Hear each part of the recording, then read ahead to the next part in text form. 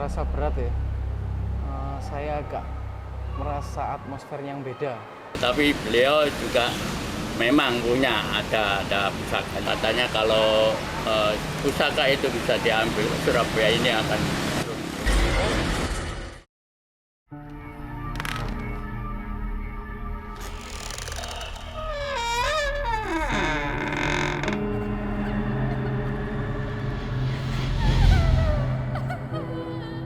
Asa Dua Dunia. Proklamasi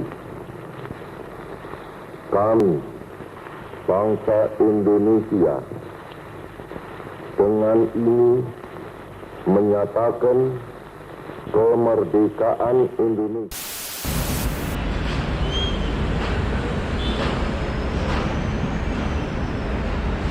Assalamualaikum warahmatullahi wabarakatuh. Salam sejahtera. Kembali lagi bersama saya Leo, tetap di Asa Dua Dunia. Oke, sekarang kita lagi ada di Tugu Pahlawan ya, di kota Surabaya, di daerah Babatan. Sekarang kita akan mengenal lebih dalam tentang Tugu Pahlawan ini, dari bagaimana dia berdiri, siapa pendirinya, dan apa nilai dari adanya Tugu Pahlawan ini. Jadi tetap ikuti kita di perjalanan Asa Dua Dunia.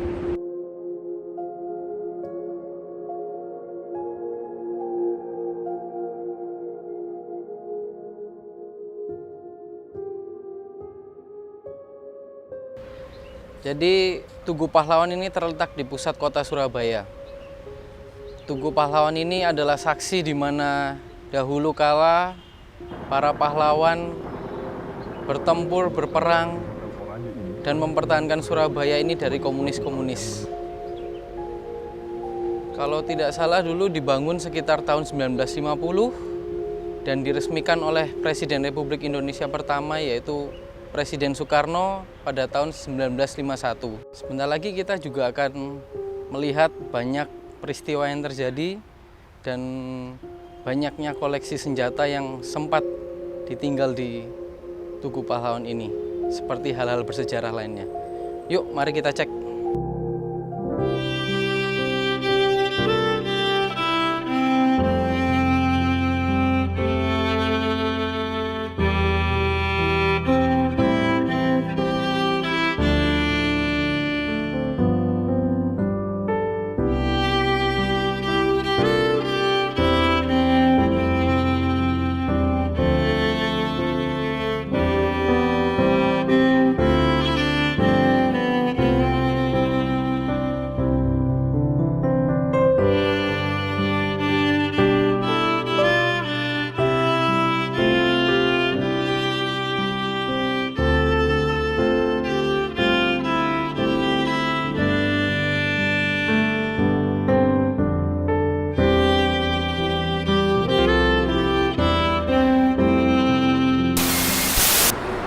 Jadi ini ada sebuah lukisan di Museum Tugu Pahlawan. Para pejuang sedang berperang di Hotel Yamato atau yang sekarang dikenal namanya Hotel Mojopahit. Di sini ada peristiwa merobek bendera Belanda yang hanya warna birunya dan kemudian sisa merah dan putih. Nah, kalau bahas kayak gini kan, keinget nggak kita pernah membahas tentang Hotel Majapahit bersama Mbak Boyo? Kalau belum, nonton dulu ya, di deskripsi juga ada episode Hotel Majapahit.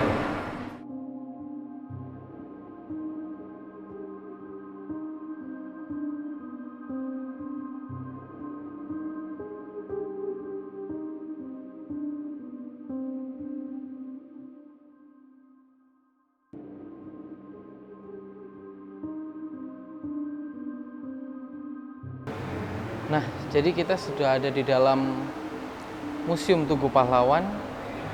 Di lantai bawahnya, pertama kita sudah disambut oleh diorama para pejuang kita yang berjuang di Surabaya melawan para penjajah. Di sini kita bisa lihat kejamnya dan bengisnya para penjajah. Tapi kita bisa lihat juga pejuang kita tidak ada henti-hentinya untuk berjuang sampai darah penghabisan, sehingga mereka seperti dalam posisi yang sekarat Namun kita tahu dia berhasil dan tetap semangat walaupun mereka bercucur darah untuk melawan para penjajah dan mereka pun berhasil untuk mengusirnya. Mari kita lihat lebih jelas diorama ini.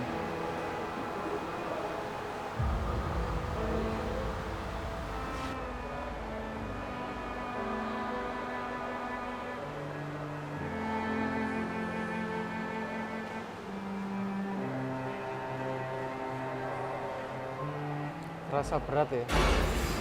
Saya agak merasa atmosfer yang beda. Seperti kalau misalnya sama Mbah Boyo. Mungkin kalau ada Mbah Boyo itu bisa merasakan atmosfer seperti ini yang di luar nalar kita sebagai manusia biasa lah. Keadaan genting. Tetapi saya peringatkan sekali lagi. Jangan mulai menembak. Baru kalau kita ditembak, maka kita akan kasih menyerang mereka itu. Kita tunjukkan bahwa kita ini adalah benar-benar orang yang ingin merdeka. Dan untuk kita, saudara-saudara, lebih baik kita hancur lebur daripada tidak merdeka. Sebelum yang kita tetap merdeka atau mati. Dan kita yakin, saudara-saudara, pada akhirnya pastilah kemenangan akan jatuh ke tangan kita. Sebab Allah selalu berada di pihak yang benar. Percayalah, saudara-saudara, Tuhan akan melindungi kita sekalian. Allahu Akbar, Allahu Akbar, Allahu Akbar. Jadi ini beberapa koleksi senjata yang terjadi saat perang antara para pribumi dan penjajah. Banyak kan mungkin peninggalan senjata dari penjajah karena mereka memang lebih canggih. Tapi soal semangat, manusia kita lebih jos kan. Salam. Oke, kali ini kita lanjut lagi ke destinasi berikutnya, yaitu destinasi Kiai Sedo Masjid. Kiai Sedo Masjid ini legendanya merupakan yang menstabilkan keadaan di Surabaya. Jaraknya juga tidak jauh dari Tugu Pahlawan ini. Yuklah, kita gas, kita cek ke sana. Mari kita dalam wisata spiritual. Tetap di Asa Dua Dunia.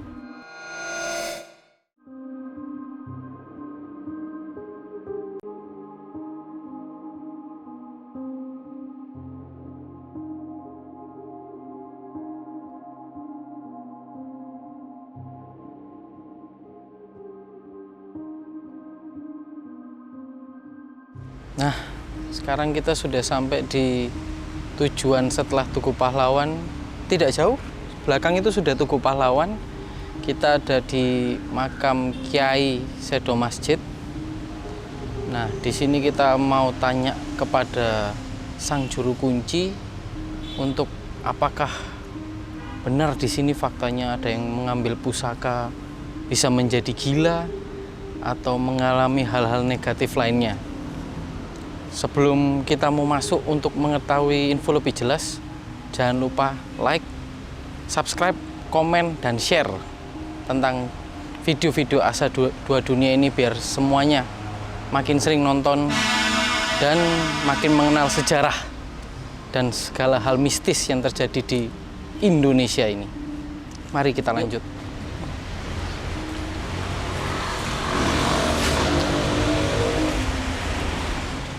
Selamat sore, Assalamualaikum Pak Imron. Waalaikumsalam. Nggih. Ya, pemirsa, Pak Imron ini juru kunci di Kiai Sedo Masjid ini ya? Ya. Monggo Pak, mungkin bisa dikenalkan Ya. Pak Imron. Assalamualaikum warahmatullahi wabarakatuh. Saya Waalaikumsalam. adalah Pak Imron, juru kunci daripada Bagian Masjid, makam Bagian Masjid. Sudah lama Pak Imronnya menjadi juru kunci di sini? Sudah lama, mulai dari di Jagat Jaya daripada kota Surabaya. Sampai berganti wali kota beberapa kali tetap Pak Imron yang Iya. jadi juru. Oh. Nggih.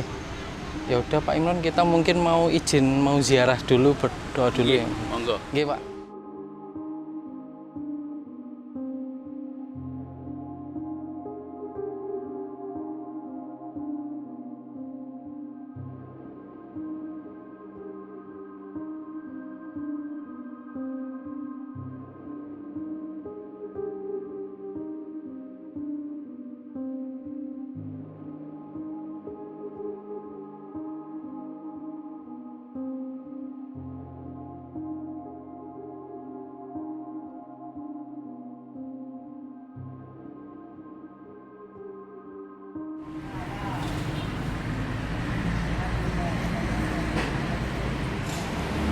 Pak Imron, permisi mau tanya soal sejarahnya beliau Kiai Sedo Masjid ini di sini bagaimana, kan ceritanya tuh beliau ini penstabil keadaan di Surabaya.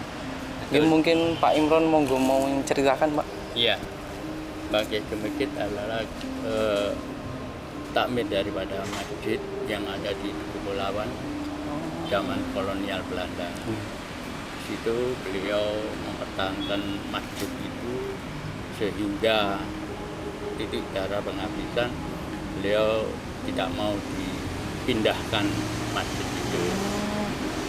Kemudian beliau adalah turunan daripada Pangeran Becek yang ada dari Mataram.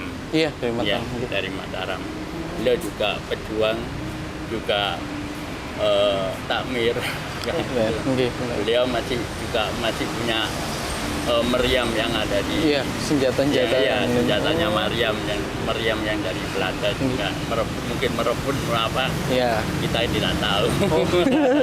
Sehingga beliau masih masih ada meriamnya yang ada di depan polsek. Oh. Iya.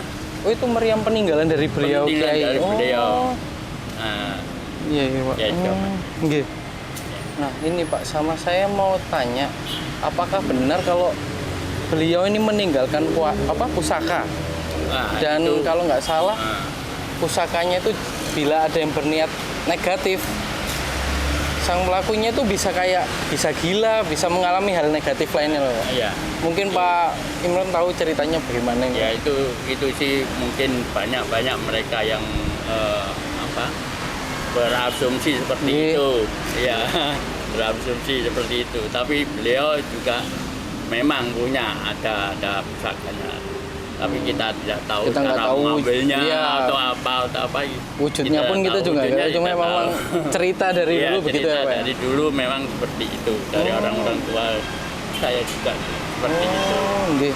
Jadi sampai sekarang pun katanya kalau pusaka itu bisa diambil, Surabaya ini akan runtuh. Oh, karena sekota langsung iya, ya, Pak ya?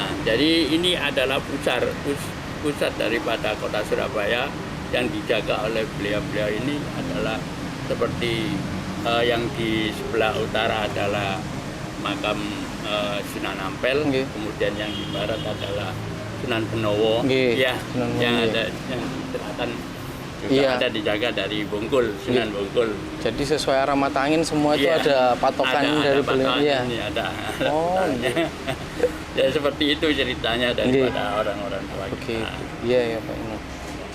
Mungkin sama satu hal lagi Pak Imron, kan Pak Imron sebagai juru kunci pasti banyak yang ziarah ke sini Pak. Iya. Mungkin ada dari beberapa orang yang mungkin ritual doanya meminta seperti apalah yang bisa menguntungkan bagi orang itu, bagi atau mereka, ada sebuah ritual aneh-aneh yang pernah terjadi di sini nggak Pak kira-kira?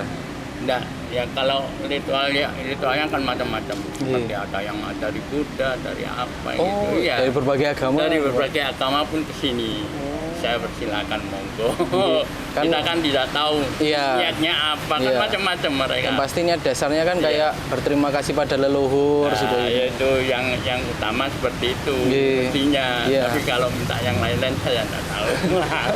Kita nggak tahu niatnya gimana Pak ya. Gitu. Sama ini Pak Imron mau tanya soal sejarah beliau Kiai Sedo Masjid ini. Dari dulu perannya di Surabaya ini apa saja ya Pak ya? Ya perannya ya seperti mempertahankan, satu yang mempertahankan masjid, juga mempertahankan kota Surabaya. Beliau adalah adipati yang Pangeran Becek adalah adipati putusan dari Mataram untuk menjaga kota Surabaya. Berarti memang sudah pahlawan dari dulu sama porosnya kota Surabaya untuk menjaga kestabilan ini. Penjaga Kiai Sedo Masjid ini secara spiritual bagaimana Pak ya di menjaga Surabaya ini? Wah, kita tidak tahu kalau seperti itu. Udah legenda lama ya Pak ya. Kalau spiritual memang susah dia juga. Pak Imron sama mau nanya lagi nih. Apa Kiai Sedo Masjid ini nama asli benaran atau ada nama yang sebelumnya beliau terkenal mungkin? Iya, nama Kiai Sedo Masjid adalah julukan. Oh, Karena julukan. beliau dia meninggalnya di masjid. Masjid, Iya. nggih. Sedo aslinya Sedo meninggal. dia meninggal. Masjid dan tempat masjid ibadah. ada Nggih. tempatnya. Kalau- Jadi beliau adalah namanya Kiai Badruddin. Kiai Badruddin. Itu kata orang tua. Kata orang, ya. oh. Saya dari dulu seperti itu. Jadi julukannya Kiai Sedo Masjid, namanya Kiai Badruddin. Badruddin. Oh, tetap Kiai Badruddin tapi kebanyakan orang mengenang beliau Kiai Sedo Masjid. Kiai Sedo Masjid ya. Beliau Karena memanggil Kiai Sedo Masjid. meninggalnya Sedo juga di masjid, Iya, Pak nggih. Iya. Oke, jadi kita udah mengetahui beberapa fakta dan info dari Pak Imron sebagai juru kunci langsung dari sisi spiritual dan sisi kepahlawanannya untuk menstabilkan Surabaya ini sangatlah besar. Ada 4 arah mata angin, masing-masing itu ada pahlawannya dan kiainya masing-masing. Seperti yang kita lihat tadi di Tugu Pahlawan, banyak pahlawan juga yang menstabilkan keadaan di Surabaya saat masa penjajahan. Termasuk juga ada Kiai Sedo Masjid ini yang kita kenal dapat membawa kestabilan bagi Surabaya ini. Pak Imron, saya juga mau tanya, kan di sekitar makam beliau ini ada makam kecil berkumpulan lah di sekitar sini. Apa ini mayat? Bukan mayat ya, apa kita bisa bilang ini nisan anak bayi atau bagaimana ya Pak? Kok agak banyak sekali mengelilingi sini Ya, Pak?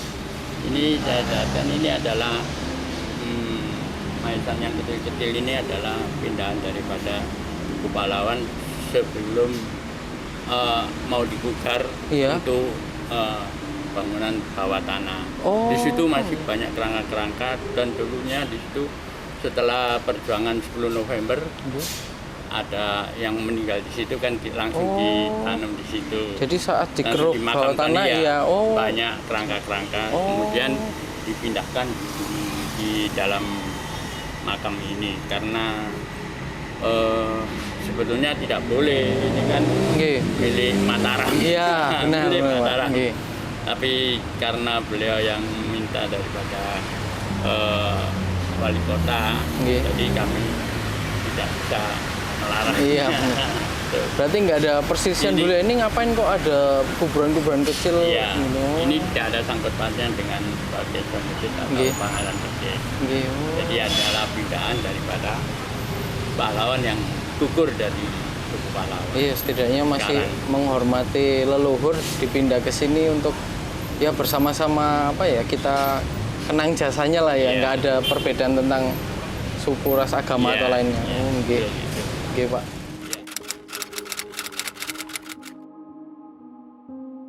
Baiklah, kali ini saya akan menggambar sekilas penglihatan saya yang saya dapat di makam Kiai Sedo Masjid ini. Mungkin saya akan menggambar beliau dan beberapa pengawalnya.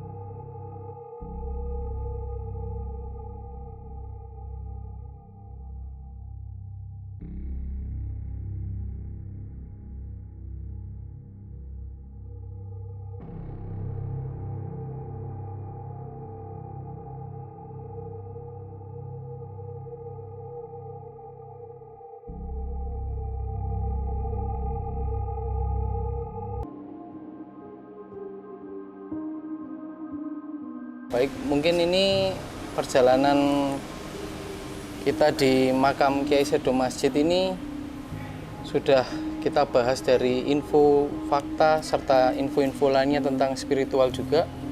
Tapi sebelum itu kita juga berterima kasih pada Pak Imron, sang juru kunci sudah menemani kita untuk menggali beberapa info dan fakta di sini. Jadi untuk penonton Asa Dua Dunia, jangan lupa like, komen, subscribe, dan share. Dan tetap ikuti kita di perjalanan wisata religi dan pengenalan tentang sejarah-sejarah kita. Dengan meditasi, kita lebih mengenal hidup dan kehidupan. Rahayu, rahayu, rahayu. Assalamualaikum warahmatullahi wabarakatuh. Asa. Wah, dunia.